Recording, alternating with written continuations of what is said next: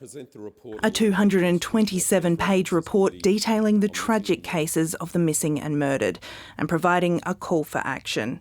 But some say it falls short. This report is about deliberate actions and failures of a system that has at its heart racially and gendered violence. For many families, there's been little, if any, justice. I pray that we find a solution, and I pray that we make it right so nobody else has to go through this, because nobody deserves it. When Fiona's teenage sister Mona Lisa and her cousin Cindy were killed in the late 80s, no one was ever held accountable. 36 years later, a coroner found the police investigation was inexplicably deficient and marred by racial bias. Fiona says the way police treated her family wasn't fair. Your job was to help my sister, help my cousin, find out the truth. But you ignored them, you ignored us, you ignored my mum.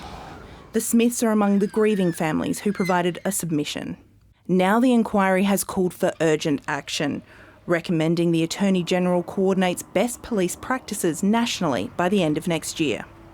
The Senate inquiry was held over 2 years, hearing 87 submissions, and found the number of missing and murdered First Nations women was grossly disproportionate. I'm not confident that the current recommendations have enough meat on the bones to actually make change. It provided a total of 10 recommendations, including auditing progress on government commitments, as well as establishing a nationally significant way to remember those who have disappeared or been murdered. Other recommendations include the creation of a commissioner-type role to advocate for First Nations people and more long-term funding for women's legal services based on their needs. I was happy overall with the recommendations. I think it's really important that the frontline family violence legal services are actually funded. It's not so much as our voice, as Mona and Cindy's voice that mattered the most, and I believe their story needs to be heard.